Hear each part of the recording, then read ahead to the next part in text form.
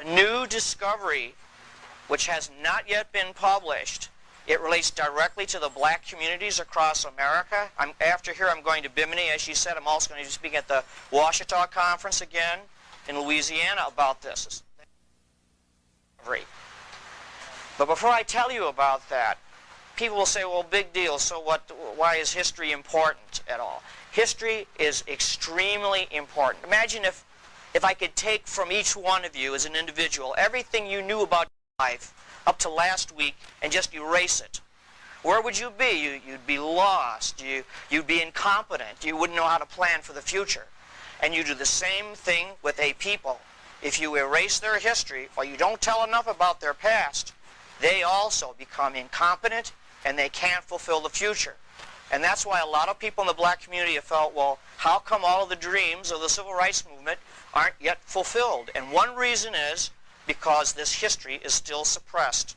It still isn't taught. But there's been a recent discovery which is going to blow the lid off of all that. And that's what I'm going to talk about. Now, basically, what science has now found, although this is suppressed for the most part, there have been some great researchers. You have some wonderful books like by Ivan van Sertima, who's talking about these things. This is not taught in your public schools, although it will be. The history that the children are learning today is not going to be history that's going to be taught in the next 25 years. It's going to be radically different. We now know for a fact that long before Columbus, there were 4 major migrations of blacks to the Americas, different parts of the Americas, for totally different reasons, totally separated from each other by many centuries. But nonetheless, there were these black, you can call them migrations, but they were not entirely. I'll describe, and you can make up your own mind what they were. The most recent of these took place about 400 years before Columbus was even born, and it's all outlined in a marvelous book over there. It's called The Golden Trade of the Moors. And it is now known that the West African kingdom of Mali had huge fleets of merchant vessels, and that these kings, these black kings of West Africa, began sailing across the Atlantic to Mexico as early as 900 AD. Now, why did they do that? They did that for trade, not for conquest or invasion. They did this for trade. Mali was very wealthy in gold. They had lots of minerals. Some of the black kingdoms, they were called the Yoruba or the Benin. They were great workers in bronze. But the trouble with West Africa, and it's still a trouble today, not enough food, famine. Somehow, the black kings of Mali had preserved this tradition of long before, where there was this kingdom across the sea, a totally different one. It was very hard to reach. You needed to have excellent ships and good sailors, and nobody in Europe was doing it at this time. But if you cross that sea, this other kingdom across the Atlantic was very rich in a certain kind of food, which the people over there called maize. We now call corn. And these West African kings launched at least 2 major fleets, trading ventures, that went across the Atlantic 900 AD to about 1600 AD. And they brought over their bronze work, and they taught the Mexican people, the ancient Mexican people, who were then known as the Mayas. The Mayas had built up a great kingdom of their own, but in 900 AD they were in decline. They were really on the outs. Nobody knows exactly why, but their society was in decline. They were losing all of their technology. Then these black fleets came across from West Africa, from Mali, and they presented a lot of gold work, bronze work, and in return, they came back with shiploads of corn, maize. Now, we know for sure that this actually happened because very recently, you'll see in the next issue of our magazine, not this issue, the next issue is coming out in about 2 weeks. This is part of the discoveries are happening so fast and furious, it's hard to keep track. They now have found that a certain type of maize or corn, which is growing in West Africa, has been growing there for many centuries, is not native to West Africa. It is a type of corn which comes from Mexico. Could have only been brought over by these Mali seafarers over 1,000 years ago. So this is a first concrete proof that they beat Columbus by centuries, and were not just on a voyage of exploration. They were going back and forth bringing corn back. Now, why don't we know about that? Well, this trade stopped abruptly 1600 AD. 1600 AD, the Spanish, the Portuguese run a real aggressive colonizing campaign, and they took over Africa, and they destroyed a lot of these kingdoms. And with the destruction of these kingdoms went all the knowledge and all the history of these past trades. This is a tremendous lesson for us because, you know, we're so proud of our American civilization. We think it'll go on forever. But when a civilization falls, history tells us it takes almost all memory of it with it. Civilization is really very fragile. And that's why these lessons from the past are very, very important. If we want to preserve our civilization, we have to learn what happened to these others that crashed. So we know for sure between 900 and 1600 AD, long before Columbus was even born, as I say, these blacks were trading, these black kingdoms were trading with Mexico. If I have to refer to my notes, it's because this is new to me as well. There's also traditions in Mexico, ancient Mexico, of these black kings coming. And one of them was called, by the Mayas, if I pronounce this right, Ecchua, which means the black calabash or the black gourd. It referred not only to his black skin color, but also this gourd that he brought over. This gourd has been portrayed in these Maya hieroglyphs. This guy is portrayed as a West African type of man with robes and everything. And he's holding a gourd in these glyphs. That gourd has actually been identified as a West African type of gourd. So here we're having wonderful proof that there were these contacts between Africa and Mexico. And they actually referred to him by this name. And it shows that the Mayas and these Mali civilizers, these Mali traders, got along really well. It wasn't a conquest. It wasn't one society taking over another. They both had things to offer each other. The Africans had to offer metallurgy and gold, and the Mayas had to offer corn.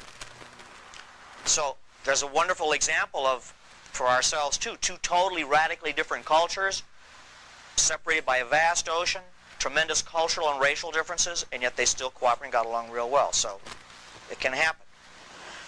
But these Mali kings, 900 AD, they set out because they had a legend that there had been blacks going long before them.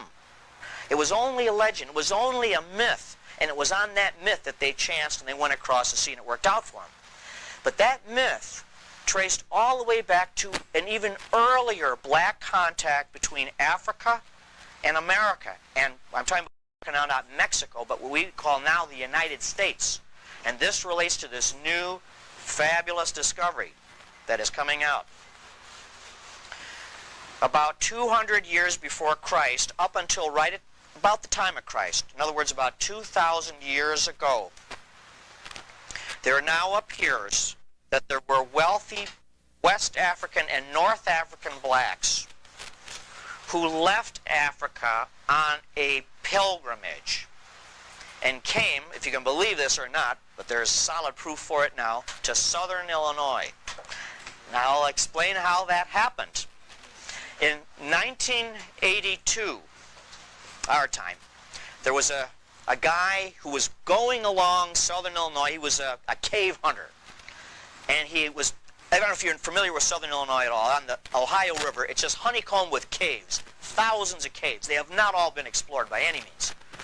And he was involved in sport for hunting in caves. It's done all the time. It's rough work. Sometimes these caves are very narrow. He went into, to make a long story short, he went into this cave that no one had ever seen before. And he squeezed through a very narrow entrance, and all of a sudden it turned out into an enormous room. And in this room, he found great sarcophagi, or coffins, coffin lids, made out of stone. The walls are engraved with all kinds of stories, picture stories of men and women in old costumes from the ancient world. And then on the floor he found stacks of thousands upon thousands of these black rocks that were beautifully engraved with the profiles of people, not Indians, people from other parts of the world. Some of them were white, some of them were Asian, but hundreds are of black people, all in profile. They are made on a type of rock which is found really mostly only in southern Illinois in caves. This rock is like a clay. You pull it out of the ground and you have like a stylus or a pen, and you can draw on it real fast. You can draw profiles and letters, and then as it dries it turns into a hard rock. And these rocks are piled up on the floor of this cave. Now this man's name is Russell Burroughs. He's not an archaeologist, he's just a spelunker, he's a cave enthusiast. He brought these out over time. They're very difficult to bring out because the cave entrance is so narrow. And he's brought out now almost 10,000 of these magnificent tablets. They're very crude looking as rocks are concerned, but the drawings are beautiful. And they show the profiles of black people, some with scarification, which is West African, mostly with not that, some with specifically West African robes, which are still used today. Some will have a man on one side and a woman on the other. Some will be entirely women. It has each one of these 10,000 have a script associated with these pictures. Nobody's been able to translate the script. Well, since 1982, this place has really been contested a lot, but finally some professional archaeologists are involved, some top archaeologists, and they have verified that it is all authentic, and they have dated it now, and there's going to be a lot of information released in the next few weeks and months about this find. Who are these people portrayed in this cave? Not all black, but a lot of them are black. Some of them will show like a black man with a kind of a sailor's cap, and in the background will show like a ship or a fish. It seems as though they're portraying a captain or a sailor of some kind.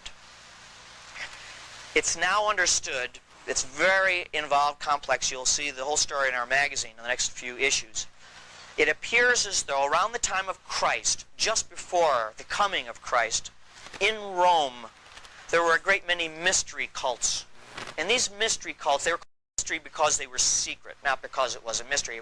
It was secret. And in order to get into this mystery cult, you had to go through different levels of initiation, like the Freemasons, you know, which are not unrelated to it, believe it or not. There were many mystery cults like this, the cult of Osiris, the cult of Isis, and a lot of other cults we don't know about. And then to get into these cults, we do know you had to pay money, you had to be fairly well off, and the final stage of all these mystery cults, you had to go on a long pilgrimage, a long quest. All that cost money, but you would go on this long quest to a sacred place. And at that final sacred place, you go through an initiation of some kind. And when you went through that initiation, you were finally a member of this mystery cult. And these mystery cults were all the same in that they promised the individual who went through this initiation eternal life. You didn't die. You survived after life. And these levels of initiation showed you how your soul made this progression. All that's been lost, although some of it has survived in Christianity, which is basically the same. That you don't die. If you are a good Christian, you go eternal life with Christ. And some of these ideas apparently were shared in common. Now these blacks apparently, they all look well fed. There are no starving people portrayed in this. And they all are with jewels and everything. So they're well-to-do people. That fits. What the archaeologists now think is that these wealthy people, no matter what their race was, but a lot of them were black, would participate in this mystery cult, would cross the sea and come to a cave. This specific cave in southern Illinois was the holy place. It was far away. It was hard to get to. It was extremely secret. It was part of the mystery cult, but they knew about it. Apparently the Romans knew about it. This is like a Roman cult that was open to anybody that could afford to go through it. And they went through their final initiation, whatever it was, in this cave. And when they were finished, they had their portraits drawn. It's just like you have your picture taken when you graduated, right? And then in the Catholic Church today, we still have things called votive candles and votive statues. Like you'll go to a church and you light a candle and you leave part of yourself there. Or you have like a statue of the Blessed Virgin or St. Joseph and you'll leave it there. Little inexpensive statue. The same idea seems to be working here. You would go through this mystery cult. You'd come all the way across the ocean on this great hard quest, all the way to southern Illinois to this strange cave. You go through these rituals, and when you completed them, they would draw your portrait real fast and put your name on there, and then they would store it in the sacred cave. You didn't take it with you. That's why it's done on kind of crude stone, although the drawings are not crude. The drawings are excellent. And these inscribed tablets were put in this cave because it was like the votive part of you. You left that part of you there. So when you went back to Rome or Africa or wherever it was, part of you was still in this cave. And it is no hoax. It was one time I thought maybe it was a hoax, but now they found over 10,000 of these. They're beautifully done. It's beyond anybody to hoax this stuff. So here's this earlier migration. And because it was part of a mystery cult, it was not well publicized. And so we can kind of excuse historians for saying, well, there were no Romans or blacks or anybody at that time going across the ocean, but there were. The reason they didn't know about it because it was part of this mystery cult. Something of that myth, though, must have survived all the way into Mali times, up into 900 AD, when those kings of Mali decided to cross the ocean. Those two black migrations to the Americas are not the only two. There are two more, two earlier ones still. We go way back in history. Around 1,000 years before Christ, 3,000 years ago. It's such a long time ago, it's hard to even imagine. There were a people called the Phoenicians. These were Canaanite people that are mentioned in the Bible. They were half Semitic and half something else. Who knows what they were? They were very well traveled. They were very great seafarers. And they employed all kinds of races on their ships because they didn't really have any particular homeland. They were always traveling, went everywhere. They were the first to go around Africa, known to go around Africa, 900 BC. And it's known that they employed many blacks on their ships, not as slaves. They had no slaves on board their ships. But they did have sailors. They did have captains. These people definitely crossed the ocean also to Mexico. It made a very strong impact on a civilization called the Olmecs. The Olmecs, that's just as a name for this very, very early civilization. The earliest known civilization in Mexico. And everyone thought at one time, well, it's just an Indian civilization until 1861. In 1861, a farmer was plowing his field, came across a very strange domed rock, a black rock. And he couldn't dig it out. The more he dug down, the bigger this rock got. Until he dug the entire thing away. It took him weeks to dig it away. And it turned out that he unearthed a 9-foot-high statue of a head, beautifully done, of an African, not an Indian at all the portrayed features of a West African man. From that time until recently now, there have been 11 of these giant stone heads. Let's see it. I'll give you an idea how big they are. They're an average, well, there's 11 found now. They're between 6 and 9 feet high, and they weigh 40 tons apiece. They're magnificently carved. While these were being found, more of the Olmec civilization was found, and a temple was discovered that had also the same type of people, these West African people portrayed as kings and warriors. So, when the first archaeologists found these, it says, well, these are probably just blacks that got blown across the sea and were enslaved.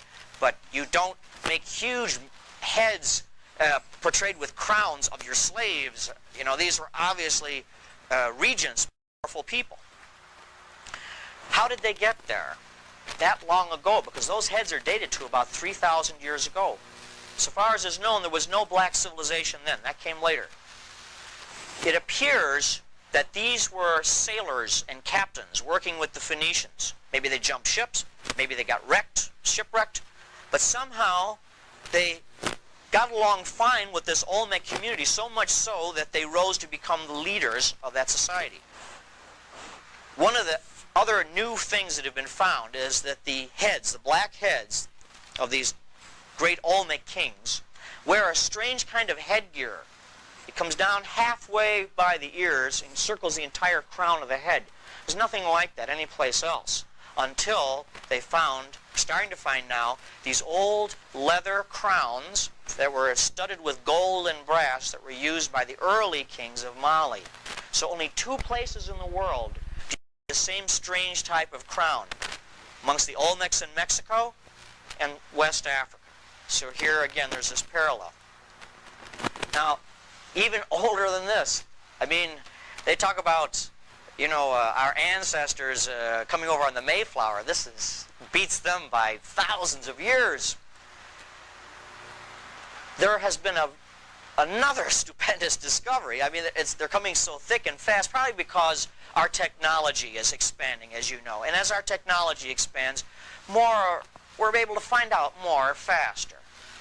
Over in Japan, and this relates to what we're talking about, was found an underwater city, the first ever found. It's right off the coast of southern Japan, by Okinawa, where the great battle was fought in World War II. And this underwater city extends for 311 miles on the bottom of the ocean floor. The deepest one is 100 feet, deepest building is 100 feet, the others are 20 and 40 feet. And they show streets and boulevards, they show pyramids. I've got photographs I'll show you tonight. These photographs have not well been publicized, but they will be. Great plazas, huge steps, all underwater. Now, this place is probably related to another old legend, and that is of the lost civilization of Mu. Mu was supposed to be a Pacific Island civilization that sank long ago, but before it sank, and while it was sinking, it was not a fast or catastrophic end for the most part. While the oceans rose when the ice melted at the glaciers that covered all of this area, you know, at one time. 10,000 years ago, they began to melt very rapidly, and when they melted, they flowed into the oceans of the world, and they raised the ocean level by about 100 feet. So this civilization goes back maybe 10,000 years. Hard to believe, but the evidence seems to suggest that the city at the bottom of the sea goes back that far. The reason I mention that is because all of the traditions of Mu and all of the research that has been done into it in our show there were three races of people on Mu. There was a Caucasian people. I'm going to use these terms, by the way, scientifically, not sociologically. This is just to define a people. A Caucasoid people, a Negroid people, and a Mongoloid people. Excuse me, not a Mongoloid people. A brown people. I don't even know how we put them in. And that was considered only legend, only myth, that these three races were on there. They equally shared power politically. The reason why they did it was part of their solar religion. They believed that the sun has different phases of the year, and so they should share power. As the sun shares power with its light on the earth, so these three races had to share power equally. The reason why they believed that was they believed God manifested his power and his identity in natural law. What you see, the flowers growing, the sun, the stars. You can't see God, but you can see what God does. That's God's law. So if you live in harmony with God's laws, you see it in nature, you're doing God's will. That's what these people believed. And so by having the sun at different phases of the year, you share different power. Sometimes the white people, the Caucasoids would be the power. Sometimes the blacks would. Sometimes the brown would. That's their tradition. When this land sank, this high civilization brought some of its ideas to different parts of the world. The brown people became part of what is now Polynesia. And the Polynesian, I can tell you for a fact, the Polynesian legends are thick with stories about Mu. The Hawaiians have a people they call the Mu, who were there before they were. The white people apparently didn't do as well physically. They were more or less wiped out, or they dispersed and intermarried with people in China, it appears. But the blacks, however, went in two directions. And this is beyond legend now. Now we're moving into hard science. When Mu sank, or when Mu was in the process of being inundated by this great rising wave of water, they went in two directions. They went out to what is now known as Oceania and became a people known as the Negritos. And they also went towards Mexico and impacted this Olmec civilization. And the reason why we now know that is because there was a genetic trace done. You know about DNA now. That's getting a lot of play in the paper. DNA means you can trace the genetic code of a people. The genetic code of the... And there are still native blacks in Mexico. That's never been explained by archaeologists before Columbus arrived. DNA tests done on them. DNA tests done on the bones of some of the Olmec people, not all of them, the ancient remains, show a definite genetic trace, not to Africa only, but across the Pacific. When they found that out, they said, that's got to be wrong. It just doesn't, there are no black people out in the Pacific, but there's this definite trace, lineage they could trace out towards Hawaii and beyond Hawaii. Then they began a worldwide match of DNA. Well, who does these strange black people, who do they match up with? They don't match up with Africans. They matched up with the Negritos in Oceania. It looks now, scientists believe, there was a central point from which they went in both directions. So this is a marvelous heritage. And, you know, some people say, well, you're a white guy, how can you talk about stuff like this? I get flack from this on both sides. The purpose of our magazine is to tell the truth about what happened to our country and our continents before Columbus. And if it shows that there were white Vikings here, and there were, we tell that. And if it shows that there were Asians here visiting, Chinese here visiting Mexico, we'll tell about that. And if there were blacks here, we have to tell that too. That's all part of our heritage. And I think it's thrilling and exciting for all of us. It's remarkable. So what we're telling you, I mean, this is just in a nutshell, and you're going to be seeing a lot more of this, not just in our magazine, believe me. You're going to be seeing this on TV. It's bound to burst out because it's really known in the archaeological community. You've had 4 of these major impacts that the black people have made to the Americas, not only before Columbus was born, but before even Spain or Italy existed. That's the kind of roots that are in this country. And by knowing that, and the more you know about it, it's an empowerment. You're really rooted. You have got a heritage which is more than slavery. Sure, there was slavery, but that's not all. That's a small part of it. Long before that, there's a heritage of kings, seafarers, religious missionaries, and they were all here. But it happened so long ago, there's just so little of it left. And that's basically my story. What connects it up is even the word Moor, because it's pronounced differently in different parts of even of Africa. And they call themselves Moor, Mu, Mur. There's all variations of that, so that even the name Muir. I'll leave you with one thing which is really interesting, too, that relates to this. The Mali kingdom, part of their religion, around 900 AD, they believed in a god called Vodun. Vodun or Vodan. And they said Vodan was this great sailor who came across the sea, and he taught the Yoruba and the Benin tribes how to work with metals. And he was their man god, as it were. He was like their founding father, their George Washington, was Vodun. And he brought tablets. He said they brought tablets, which he taught the people how to read. Vodan was his name. Vodan and Vodun. Across the ocean, all the way across the Atlantic Ocean, amongst what they call the Quiché Maya, or the lowland Maya that I talked about, they have a tradition of a god they called Vodan, same name, who brought tablets across the sea to tell them how to work metals and so on. So here we're dealing with the same tradition. This is something which is not made up or interpretive. It's the actual fact. It's the truth. So the more of these you have, like I say, the greater the sense of empowerment. So I'm going to stop here because I think these photographs are better than anything I can say. And if you have any questions, feel free to interrupt the action here. Yeah, I'm going to have to turn the slide off, I guess.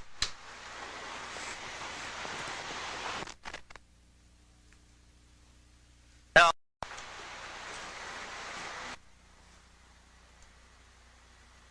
this is something I hadn't got time to go into because it's so long, but it's really interesting. This is a drawing from life that was made, believe it or not, by a so-called American Indian, the southern coast of California.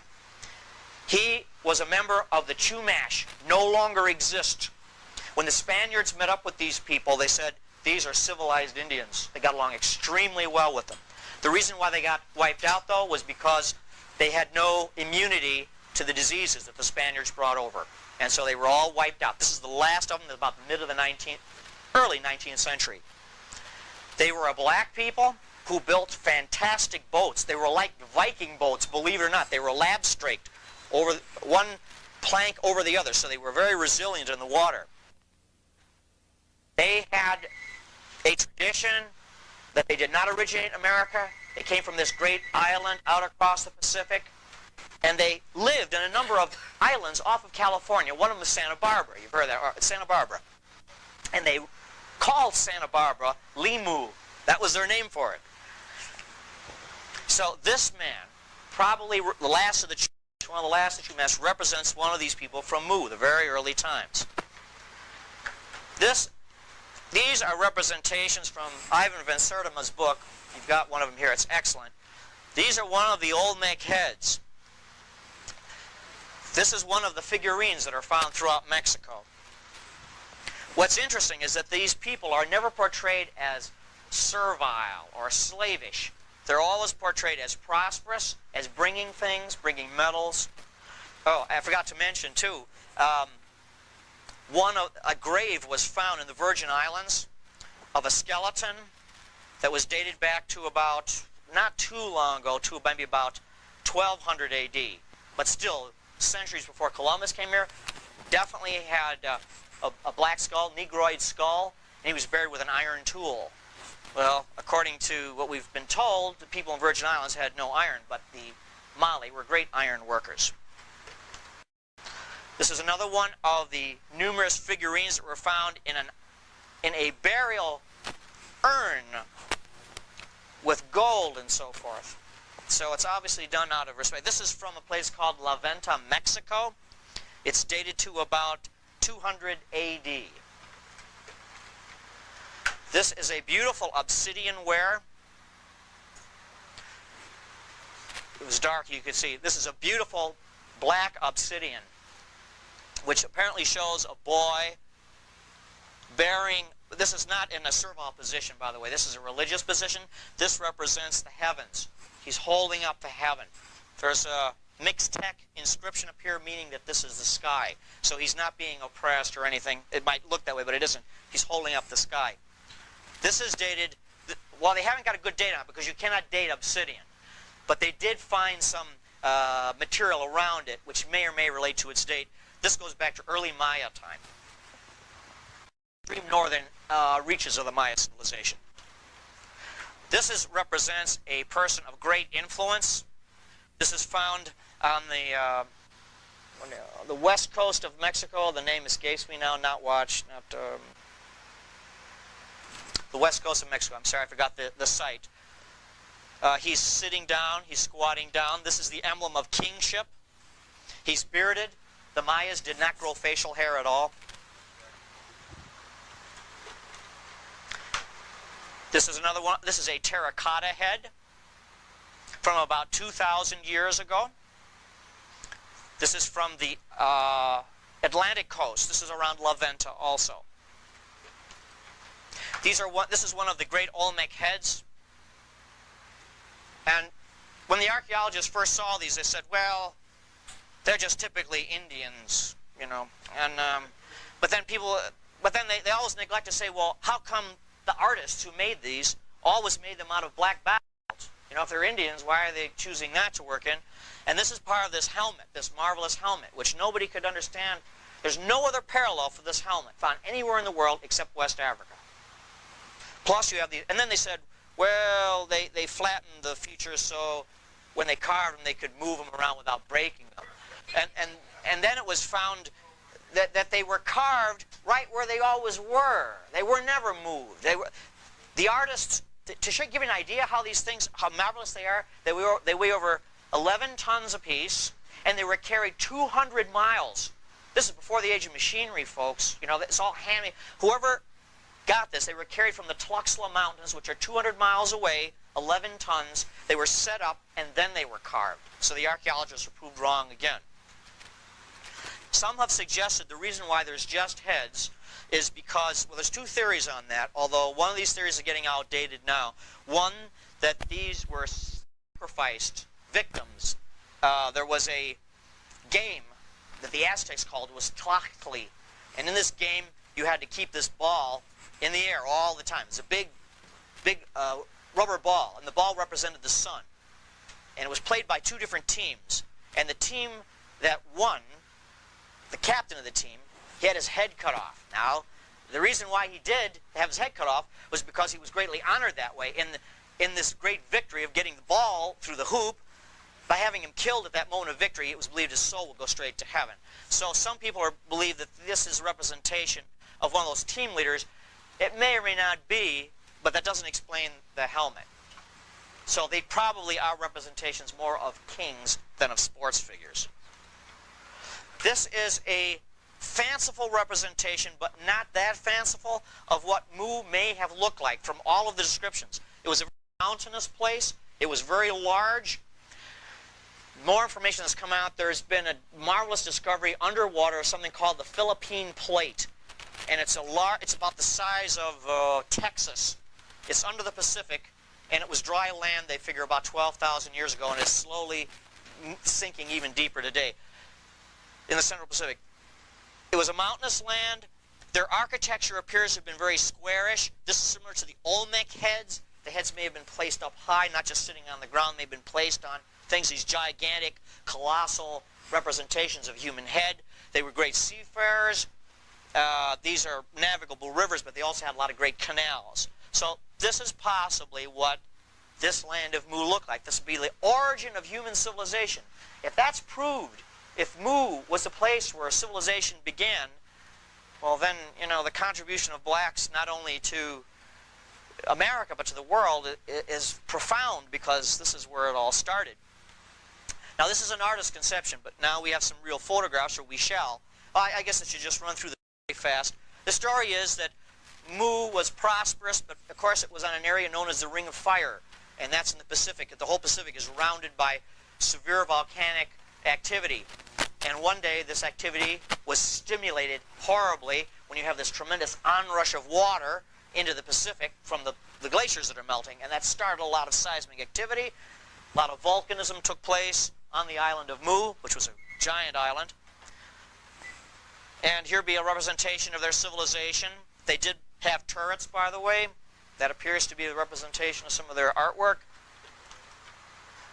Caused a lot of tidal activity. A tsunami is a giant tidal wave that's caused by an earthquake. They're actually sea quakes. And the island of Mu may have suffered something like this. The civilization was threatened by the onrush of lava, volcanic activity, and eventually these great waves came and rushed in over the civilization and buried it underwater, smashed it with these great tsunamis. And this is part of the legend now, the fanciful thing of the Great Flood, which appears in worldwide myths, and covered it completely. Now, in 1995, scuba divers off the coast of Okinawa, just sports divers, started to find some very strange-looking features underwater. Some of these photographs are taken from the Japanese press. It hasn't made much publicity in this country. It's been on CNN, but that's about all. Some of these photographs are taken from a video. Others are from the Japanese magazines. And the divers began to find this. This is the first one they found. This is about 100 feet underwater. This is a great plaza. The remains of a stairway, some kind of a walkway. This is off the island of Yonaguni, which is not far from Okinawa. This is part of this great stair. Here's a scuba diver you can see. It's about 100 feet underwater. This is coral incrustation. So they know that it's been underwater a very long time. It's a huge building. It's so big. These buildings are so huge that they're difficult to take in with one shot of the camera, especially because underwater your visibility is limited, of course. Here's another view of another plaza. It's almost like a section of a pie. It's enormously huge. These are 3 divers behind there, so you can kind of see. Now, it's in good shape. These structures are in good shape, which means they probably weren't hit by earthquakes so much as when the water just rose over them. And this looks like the remains of Mu, this triracial or multiracial origin of civilization. It's another shot of divers here. These stairways that are underwater probably were for processions, because they're very wide. So we assume that there were dozens and dozens of people in wonderful costumes. They would climb up these stairs to great plazas where they would hold their rituals. This is to give you some idea again of the size. These are just little divers here. The structure is just enormous.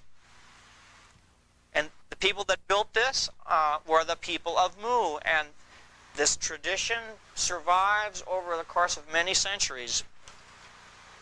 This is a Japanese archaeologist now, and when this thing was first found, they thought, well, maybe it's a natural formation. But then they did measurements, and they found that all the angles are at almost perfect 90-degree angles, and nature doesn't work that way. So it's been confirmed as absolutely man-made. It has these huge ramparts. You can just walk on these things like almost for miles. This all looks very, very ceremonial, very, very spiritual, very religious. Our society, you know, if we were wiped out, you come back, everything would seem very mercantile and materialistic, and not much would survive. But here, the emphasis seems to be on the spiritual aspects a lot. A lot of processional ways for showing off clothing and rituals with the gods, ceremonies for the gods. This is another strange flight of steps that terminates like this. Mostly these are stairways. This is a diver again going away, an enormous block. Now this one is the best I could get of this, but this is one of the early pieces that was found last summer. Excuse me, a year ago last summer. It's an enormous arch. It's a gate, and you can see here all the stones are fitted very beautifully. Some of this masonry does not appear at all in Japan. The Japanese never built anything like this. But it does appear in two places. It appears in Peru, amongst the Incas, and also amongst some stonework found in North Africa, a place called Lixus. So, again, there's some interesting parallels here. This is an enormous archway, and here you can see this is a diver on the other side swimming through it. Again, it's too big to fit in the picture. This is, again, the same plaza. Hopefully we'll get some better shots when we get over there. We're planning our own photo expedition over there. This is the remains of a canal or a channel of some kind. And these little steps here are not to walk on, but to facilitate the speed with which the water goes down. So this was all cut on dry land one time. This is for irrigation of some kind.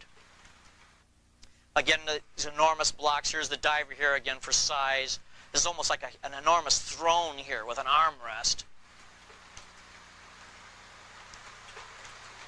This is a drawing, of course, from Japanese television. This is one of the structures which is so huge it can't be photographed, at least not yet anyway. You have these enormous blocks of stone, this roadway that goes for like about a quarter of a mile across the bottom of the ocean, and then these steps that go all the way to the top.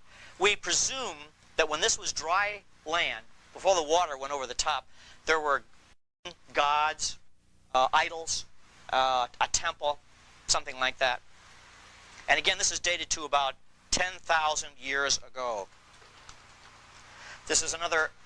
The Japanese went to a lot of trouble to make this enormous model. This model is like about 30 feet long. And this shows one section of it, what it looks like. There's a flight of stairs that goes up, and then there's a long processional way, and there are these two pylons on either side. It's a ceremonial building, a public building of some kind. At the top are these two...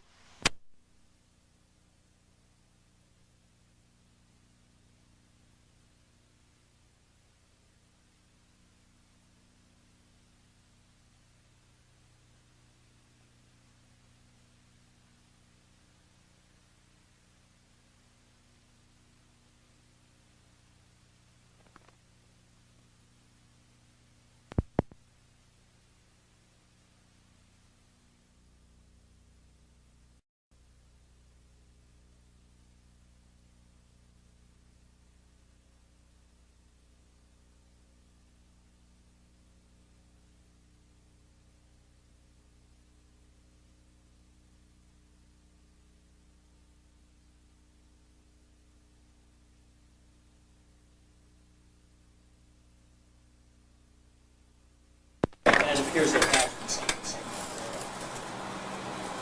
So, the dates for that are pretty reliable. This is an overhead view of one of the structures, again, basically what it would look like. This is a drawing. This is one of the models that the Japanese have done. Give you a general idea what it looks like. Apparently, this was natural rock, which the ancients terraformed, or molded in their own way, and then they built platforms.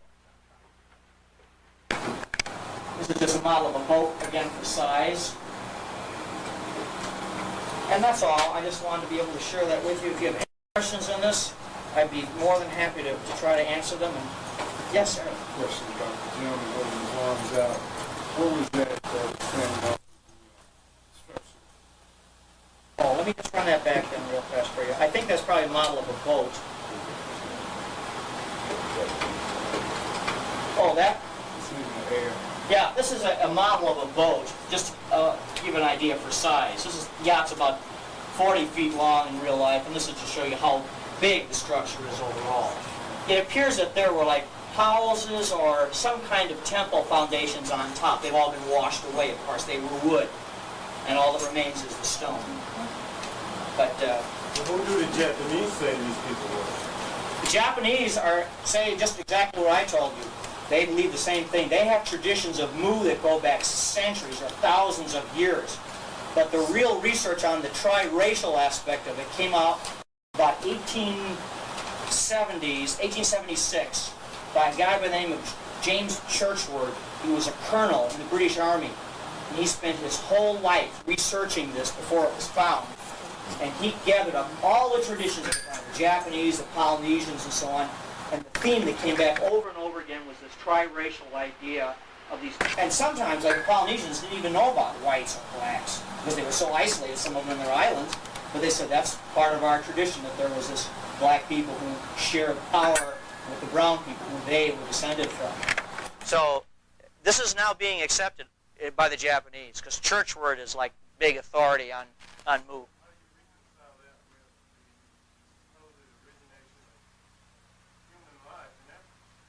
Well, the origin of human life in Africa goes back long before this even.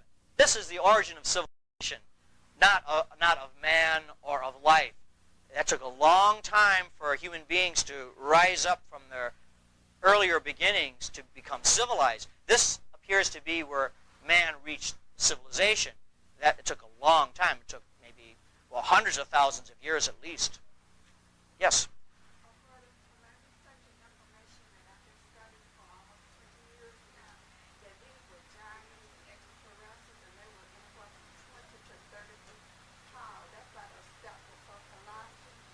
It's really strange to see these giant steps.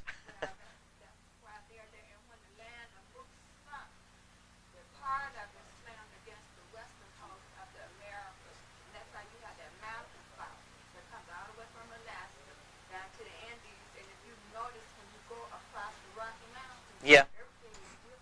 Oh, yeah. Well, I don't know about the extraterrestrials, but it's interesting you mention about the giants, because the Polynesians have said about how giants did build these places. And there's all kinds of stories. So I don't know that they were actually giants, but they might have been very, very tall people.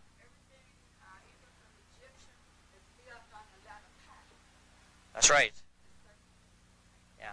These structures are all oriented east and west. That means that they oriented with the rising and setting of the sun.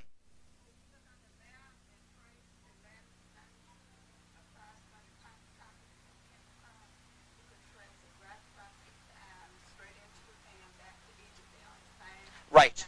Absolutely. Yeah, you've done good research. Yeah. Well, if you have no further questions, I really thank you for coming and letting me share this with you. I think this is interesting and important stuff, and we're going to be featuring more of it in our magazine. Yes? I have a question concerning these tablets and these letters. What do the letters look like? The letters, they look like part Egyptian, they look part Phoenician, but they're not. They look kind of Phoenician, they look kind of Egyptian. Now, some of the letters are Egyptian, and you can translate words, but you can't translate a whole sentence. So it's like a mix of something. But they haven't figured out what that language is on those plates yet. It looks Egypto-Phoenician. The plates are all being held by Mr. Russell Burroughs. He is the discoverer of the cave. And he has them all warehoused, and well, he sold some. He sold some to professional investigators who have done tests on them. And it was important for him to do that because these investigators have proved that they're authentic. If he had just kept them, people say, well, maybe you made them, So they've been thoroughly tested and found they are real. They're real in the sense that they are ancient, that they were made 2,000 or more years ago. And so all this is going to be coming out soon. It's coming out in our magazine, the next issue. We're not going to be the only ones that are covering it. It's going to be, there's a television special made now, going to be out early next year. It's called The Mystery Cave of Many Faces. At least that's the name they're using for it now. The cave is located in southern Illinois. Pardon me? He has not disclosed exactly where because he's afraid that people will go in there and destroy it. But he just told us it's around Olney, Illinois, if you know where that is. Olney, it's like, okay, I'll give you an idea. It's like 120 miles southeast of St. Louis. Yes, sir.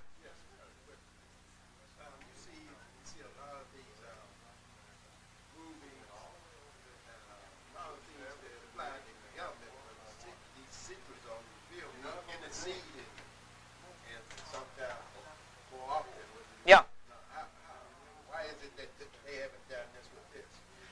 Well, I think that there's all kinds of political reasons involved. People have their own personal agendas, and I don't want to really talk on that because I don't know why they would not want to share this. The only thing I know is that there's a new generation of people coming up now who are open to the possibility of people from Africa, especially from Mali, who came here and did great things. So it's coming out. I'm suspicious that the government hasn't interceded with this particular thing. I don't know. The government is very hard to second guess, So our opposition, or the only opposition we found to this, really comes not from the government, but from old-style archaeologists. The reason why is because an archaeologist can't make much money by themselves. Archaeology doesn't pay. The only way you can make money being an archaeologist is to write a book, then you go to class, you have a class you teach, and you make all the students buy your book, see? And your ideas are in that book. And if somebody comes along and says, oh no, there was somebody here before Columbus, then he's going to object to that because he doesn't have that in his book, see? So there we're getting resistance from these old-style archaeologists, but they can't stop it now because it's too well documented. Yes, sir?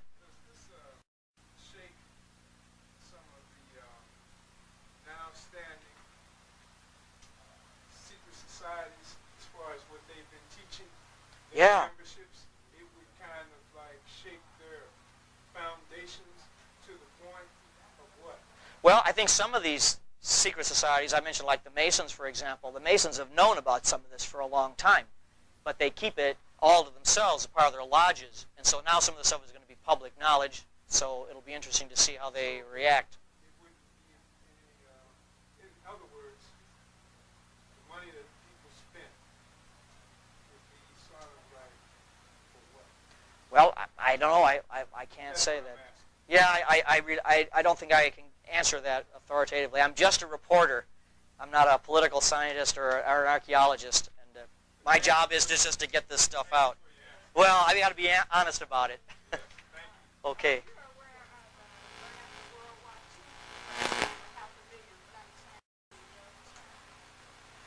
I didn't think it was that much, but I know that there have been traces of blacks found in China. And that also is suppressed or just not publicized at all. But I never heard of a number quite that huge.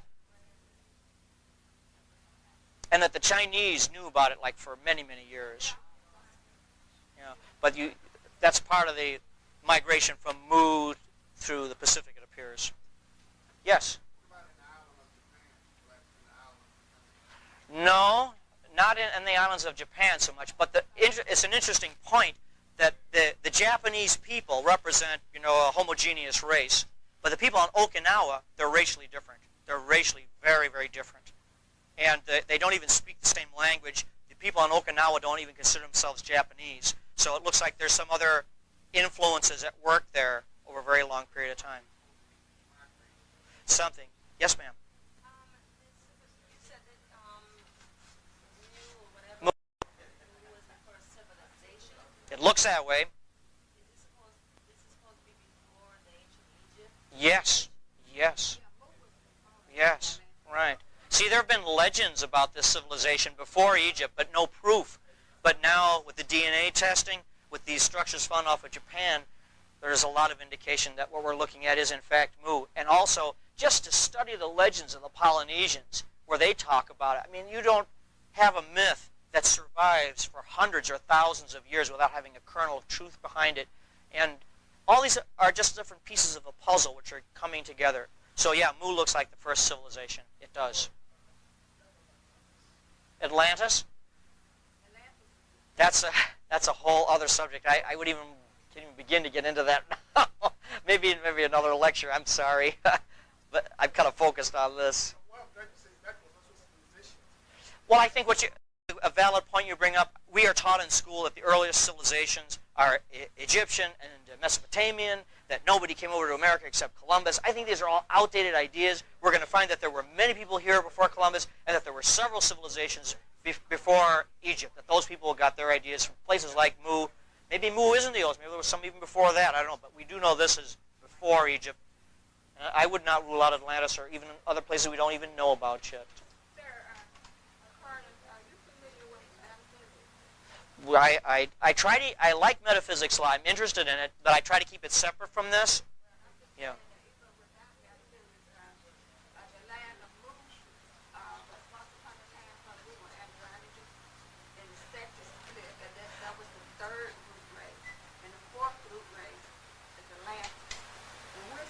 The fifth. Yeah. Right, right. That's Madame Blavatsky and the Theosophists. Oh. Well, you're ahead of me there, I think.